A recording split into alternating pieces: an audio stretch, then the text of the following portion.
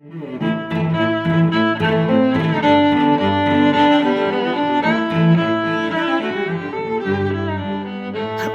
there, mateys! 'Tis I, everyone's favorite dead party pirate, Pirate Pete. You may remember me from a series of films my pal Mark made during the pandemic, before apparently abandoning the idea altogether to focus on real cinema. For those of you who don't know me, allow me to introduce myself. I am the ghost of a former actor who would dress up like a pirate at parties to earn a little extra coin. After dying on the job, his spirit, aka moi, lingers between worlds, still in character, until he gets to move on or something. I haven't figured it out yet. But while I'm stuck here, I might as well do what I do best. Recommend movies to people. Dear Poseidon, that's what I do best. So prepare ye for a sprawling adventure through the high seas of Hollywood as I journey a winding trail to the treasure of film gold. There will be rubies of romance, emeralds of action, comedic pearls, and my personal favorite, diamonds of deadly horror. So stand ye back as I raise the sails of good taste, except for the movies you think are crap, but I know are great. So check back soon for the first installment of Pirate Pete's movie recommendations. I promise not to steer you into any squalls. This week's recommendation comes from a well-known classic starring former child actor Kurt Russell. Yes, the star of such Disney films as The Computer Wore Tennis Shoes, 1969, stars as R.J. McCready, who takes revenge upon a chess-playing bee of a computer by pouring a glass of whiskey down its gullet. Apparently, the computer not only wore tennis shoes, but had a drinking problem. McCready is the helicopter pilot for an Antarctic research facility that, unfortunately, should have had a no-pets policy. I'm telling you, if there's such a thing as dog flu, this film's got it.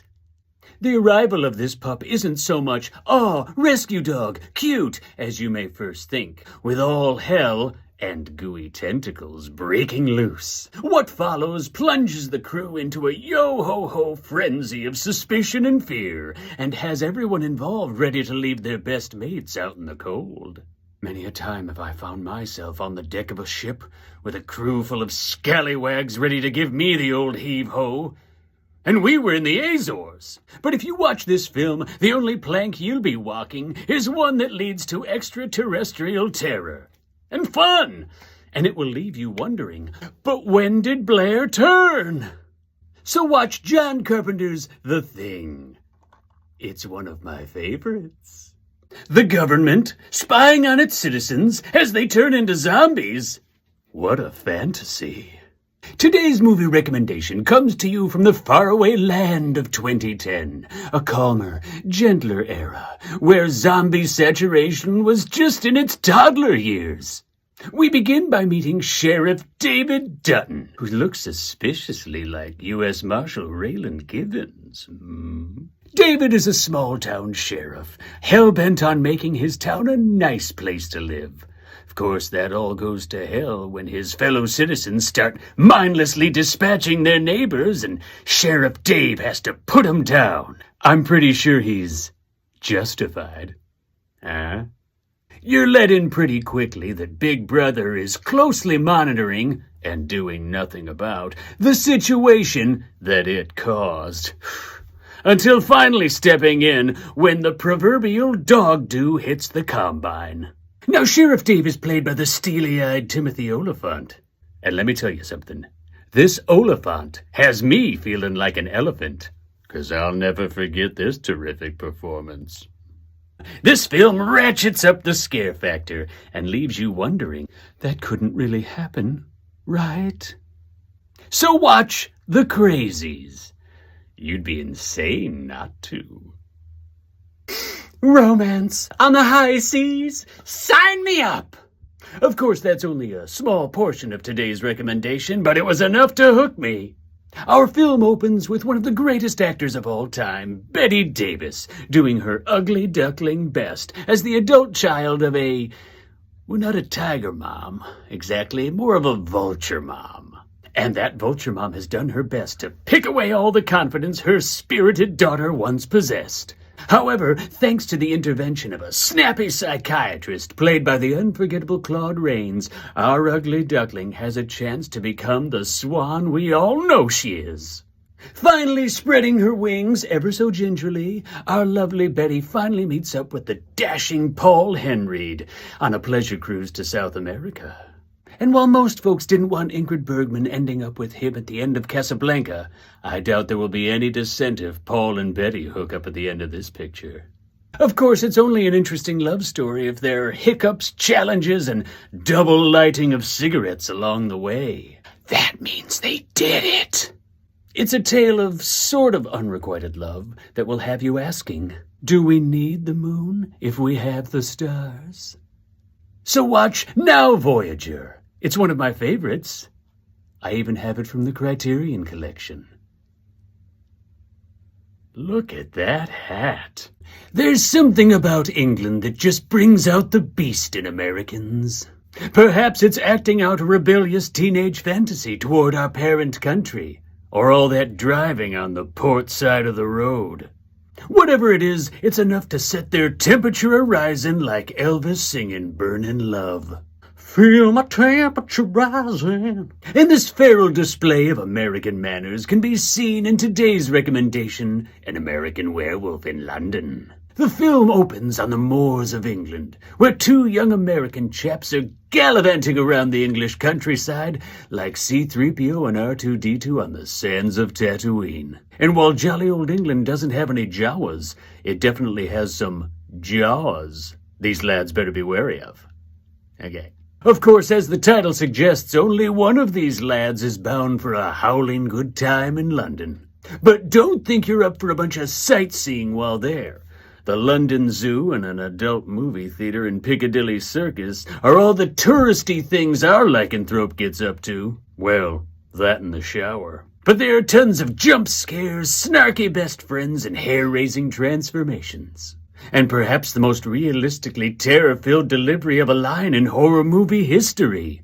Oh, shit, David, what is it? So watch An American Werewolf in London, and beware the moon. Let the Staten Island Ferry run, or our hero won't be getting to work on time. The sweet scent of NYC in the 80s. Cologne, hairspray, pizza, garbage, it's got it all. And ye would be a fool not to want to be a part of it.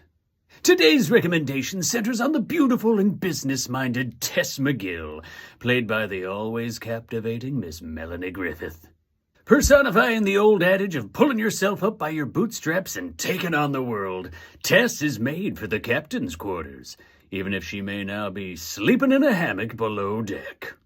When Tess's million-dollar idea is nearly stolen by her bony-assed boss, it's time for Tess and her can-do tenacity to take the wheel of her corporate ship and fake it until she makes it. And oh boy, does she make it. I mean, when you have Harrison Ford packing your lunch for you, I'd say you made it, wouldn't you? Yeah. With a bevy of shoulder pads, nose candy, and big hair to boot, this film will leave you wondering, do I have a head for business and a bod for sin?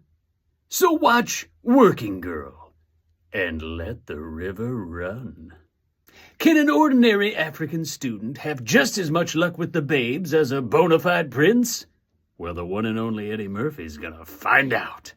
Today's recommendation centers on the affable and surprisingly humble Prince Akeem, heir to the throne of Zamunda. Akeem wants nothing more than to escape the bonds of an arranged marriage and find a bride on his own. With his trusty sidekick Simi by his side, played by the hilarious and slick Arsenio Hall, Akeem hightails it for America in order to find his queen to be. Obviously, the borough of Queens is the only place fit for a king, and with meager accommodations, a goat-herding cover story, and all the charm he can muster, Akeem falls head over heels for the heir to the McDowell dynasty, the lovely Lisa McDowell, played by the intoxicating Sherry Headley. with at least half the characters resembling each other in some way, and acting heavyweights such as James Earl Jones and John Amos just being awesome, this film will leave you wondering, what was the rose petal budget on this picture? And when will Randy Watson start touring again?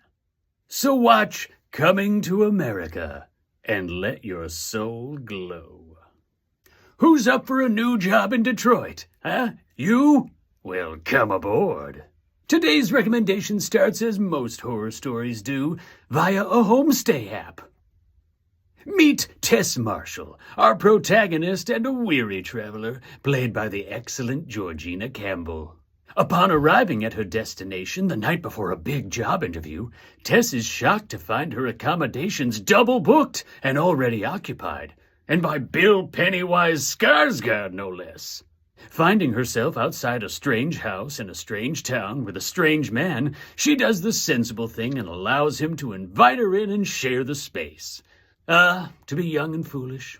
And that's when things get pretty nice for a while.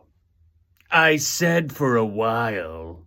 Of course, telling you everything I really love about this film would ruin the surprise, or several surprises, as you descend into the deepest depths of, I can't say anymore.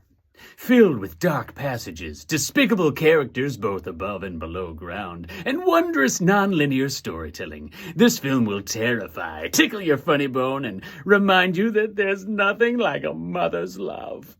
So watch Barbarian and ruin ever feeling safe again. Dudes and dudettes, Major League Butt Kicking is back in town. Today's recommendation comes from the first year of the most radical decade ever, the 90s, the 1990s. Our film opens on the gritty streets of New York, where a recent crime wave has the city on edge. Shining a light on these shady activities is April O'Neil, intrepid reporter and all-out fox, played by the mesmerizing Judith Hoag. Hi, Judith. Hi. Of course, the underworld powers that be plan to silence Miss O'Neil's investigation. But wouldn't you know it, she happens to be the favorite journalist of 4 lean, mean, and green brothers who come to her rescue. Along with their pizza rat dad and a clearly well-adjusted vigilante in a hockey mask, these heroes on the half-shell show the world that you can be focused, smart, brooding, life of the party, and a force to be reckoned with, all at the same time. And if you think that foam rubber costumes, puppetry, and Corey Feldman couldn't possibly measure up to CGI, well, then you're on the wrong skateboard. Full of surfer lingo, ninja throwdowns, and Judith Hoag. Hi, Judith. This film proves that forgiveness is divine, but never pay full price for late pizza. So watch Teenage Mutant Ninja Turtles, the movie. And that's it. Just watch it. It's great. It's great. Ghost pirates in California? Well, hoist the Jolly Roger. I've got a film to salute. This week's tale begins with an old man telling a tale to a group of young campers in the hopes of giving them the heebie-jeebies. Like a crinkled treasure map, he unfolds the story of the Elizabeth Dane, a clipper ship crewed by a group of lepers who sank to their watery graves in the fog of Antonio Bay. Now, this being a horror film, the sinking was no accident. And now, exactly 100 years later, the citizens of Antonio Bay must brace for a storm of revenge. When the fog rolls in, what secrets will it bring? Brought to the screen by the fantastic duo of John Carpenter and Deborah Hill, this spring horror flick, yes, it takes place in April, is one to watch on a dark and stormy night. Or better yet, a foggy night. San Francisco, here I come. Filled with moody locales, a radio station in a lighthouse, and such Carpenter Hill regulars as Adrienne Barbeau, Jamie Lee Curtis, and Tom Atkins. Not to mention Janet Leigh and Hal Holbrook. This film is guaranteed to jump scare the pants off you, figuratively speaking. I mean, unless you're Tom and Jamie Lee. So watch The Fog, but don't get lost in it. How many trials must we experience in life and death before we become who we were born to be? An existential question that this week's film takes a crack at. Albert Brooks writes, directs, and stars as Daniel, a clumsy yet exceptionally witty LA yuppie who lets Streisand's voice and a slippery stack of CDs be the end of him. Once on the other side, Daniel meets Bob, an afterlife lawyer of sorts, played by the always riotous Rip Torn. Bob serves as guide and guardian to Daniel as he prepares to defend his life's choices and prove to all that he's conquered his earthly fears. Otherwise, it's reincarnation for old Danny boy. The pipes are calling. And if that wasn't enough to deal with, Daniel finds himself falling in love in the afterlife with the beautiful and charismatic Julia, Meryl Streep in my personal favorite role of hers. And boy, if she ain't enough to get Danny second-guessing his worthiness in the grand scheme of things. But it's amazing the courage one finds when they give in to their heart's desires. Filled to the brim with sweet sarcasm and allegory, this film will leave you wondering, is 74 degrees the perfect temperature?